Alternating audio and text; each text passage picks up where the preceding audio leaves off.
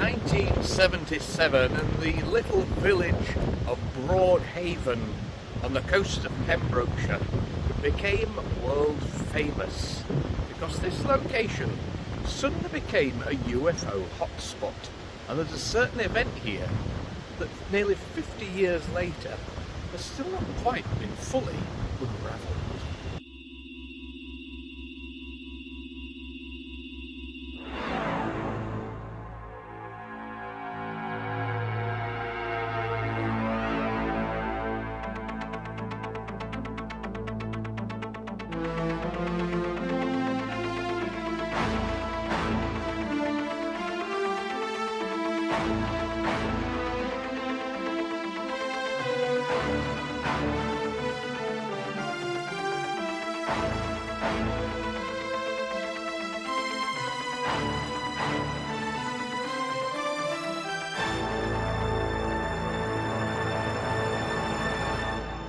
Hey everybody, Matt and Daniel. Back with you. Hope you're okay. Welcome to the dark side of the moor. Today we are in Broad Haven on the Pembrokeshire coast, and Broad Haven 50 years ago nearly became an incredibly famous location in the news across the world. For some reason there was a massive wave of sightings of UFO and paranormal activity, extraterrestrial activity I should say, in this area in 1977. 450 reports in that year. And the most famous one happened at a school which is just ahead of us here, Broad Haven School. We'll tell you what happened when we get there, but it's still a mystery that is unsolved really. Nobody really has ever come up with a proper explanation as to what was going on, both here at the school and out at sea where other sightings happened as well.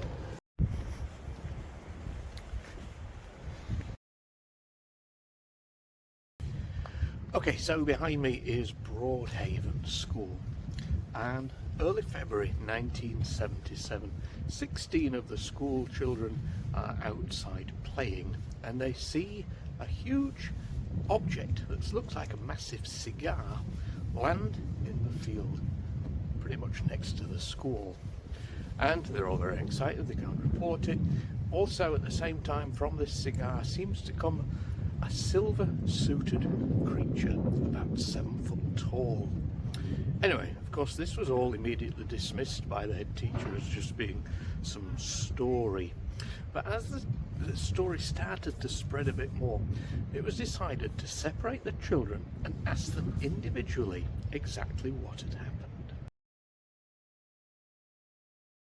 So the sceptical staff members separated the children and asked them to draw exactly what they had seen.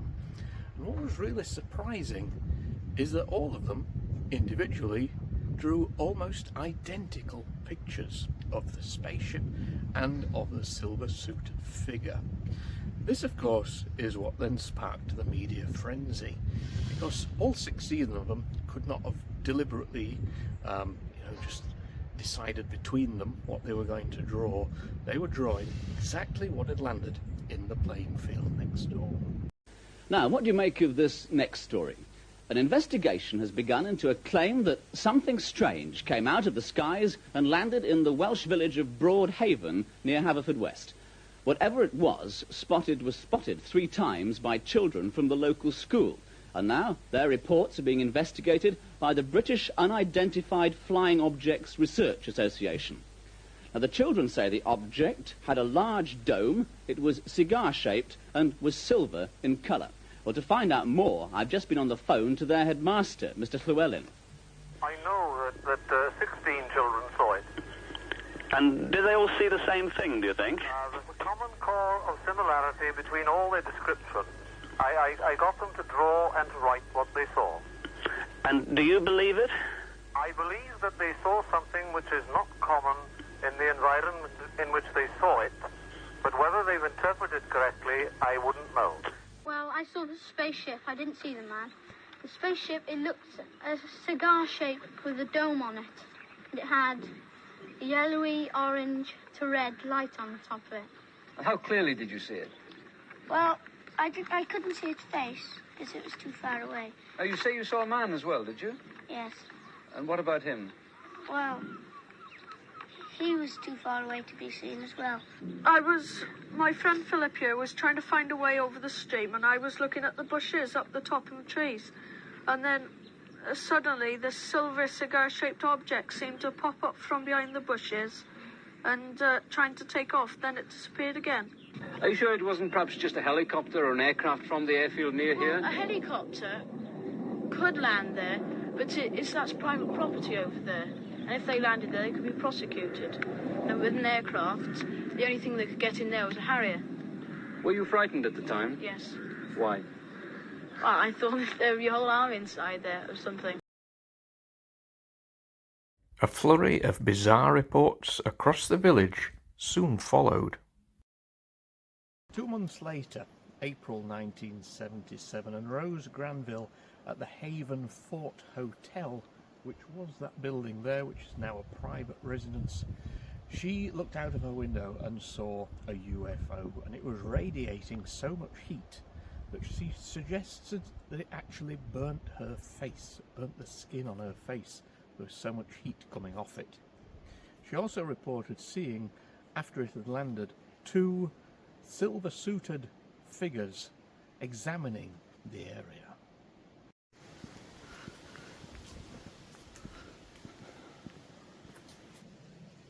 Local resident Mark Morstan also reported that he had come face to face, or not really, with a 7-foot-tall, silver-suited, faceless figure.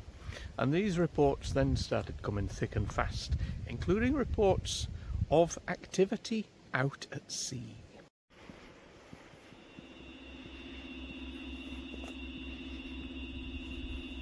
A report from the Coombs family at Ripperston Farm claimed repeated encounters, including glowing craft out over the fields.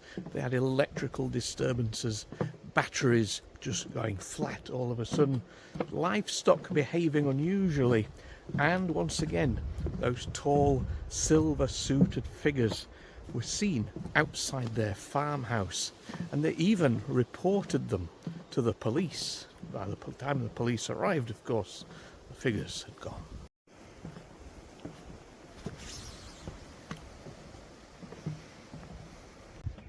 So living in Todmorden, we have our own UFO stories, of course.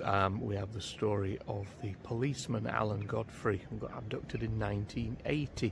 And funnily enough, a lot of UFO stories seem to come from the late 70s and early 80s. The difference seems to be that in Todmorden, we celebrate, I'm saying we, it's because I live there, we celebrate the story. You can go around shops, you can buy the t-shirts of the cows being boarded above the UFO, which is apparently what happened in Todmorden as well. Yeah, it's kind of talked about quite a lot in Todmorden still, all this time later. What I've noticed walking around here is there is nothing at all. It's interesting. I think there's at one point somebody put up a little UFO sign and it was taken down within a week by the council. So they don't seem to kind of celebrate their history of UFOs here. Nearly, I'm sure they might do next year. It's 50 years old in February, is this story. So it'd be interesting to know if they do anything, because I'm sure it will be back in the news to commemorate that event. Anyway, let's head to the sea, because there were things spotted out at sea frequently, leading to reports: is there a secret underwater base?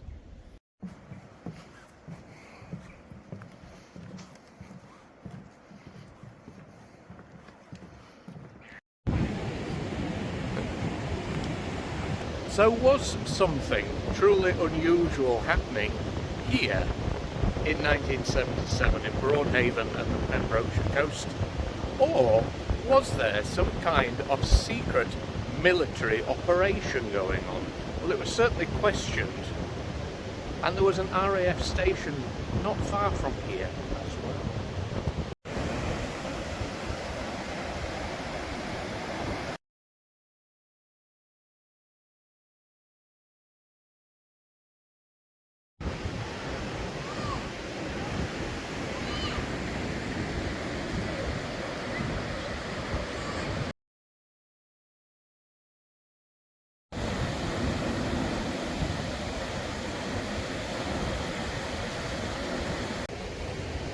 What I wonder, do you think any of those 16 children from 1977 still live in Broad Haven? Yeah? But interestingly, quite a few years after their initial news report on John Craven's news round, they were spoken to. It could have been for the 40th anniversary, something like that. They were spoken to again to see if any of them had changed their story from what they reported in 1977. What do you think? Do you think any of them said, no, we made it up? No, absolutely not. They all say they reported exactly what they saw, and the story hasn't changed at all. Here are some of them now talking about their experiences. My friend Philip here was trying to find a way over the stream, and I was looking at the bushes up the top of the trees, and then suddenly this silver cigar-shaped object seemed to pop up from behind the bushes and trying to take off. Then it disappeared again. Well, I saw the spaceship. I didn't see the man. The spaceship, it looked a cigar shape with a dome on it. And it had a yellowy, orange to red light on the top of it. And how clearly did you see it? Well, I couldn't see its face because it was too far away. Oh, you say you saw a man as well, did you? Yes. And what about him? Well, he was too far away to be seen as well.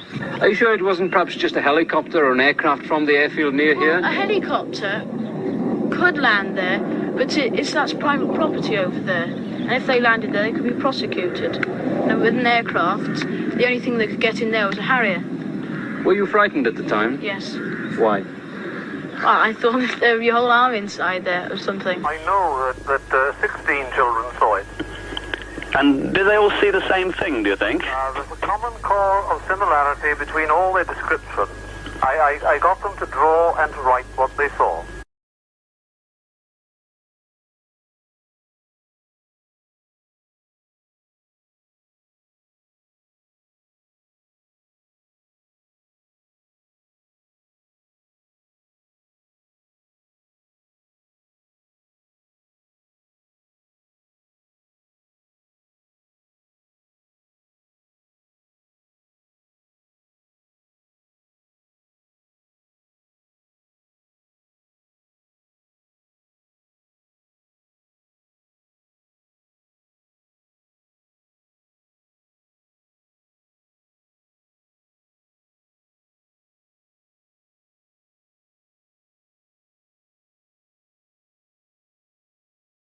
I'm absolutely sure of what I saw that day.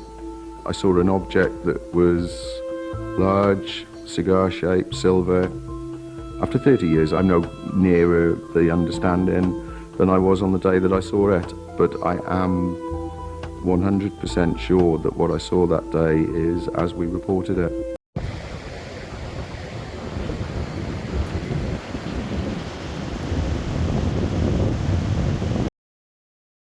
The Broad Haven case stands out as multiple witnesses reported similar objects. The children's drawings were done independently. Adults reported sightings in the same area, and the reports continued for months.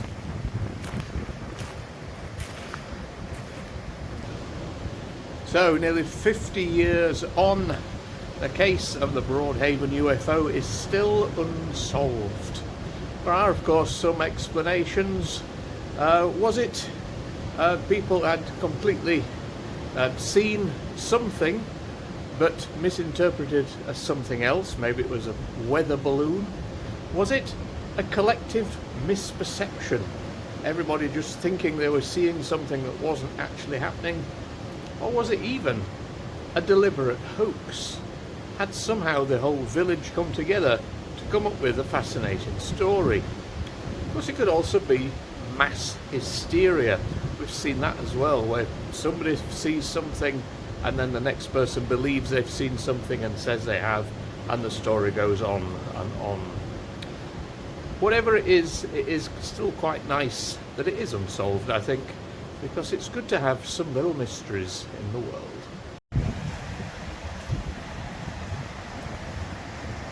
Okay folks, there we go. That is the story of the Broad Haven UFO, heading towards 50 years ago. An extraordinary story. It was actually called the Broad Haven Triangle because all the sightings took place in a triangle shape if you followed them on a map. A little bit like the Bermuda Triangle. But yeah, unsolved as it is today, and as always on our channel, feel free to believe whatever you wish to believe. We are just reporting this story.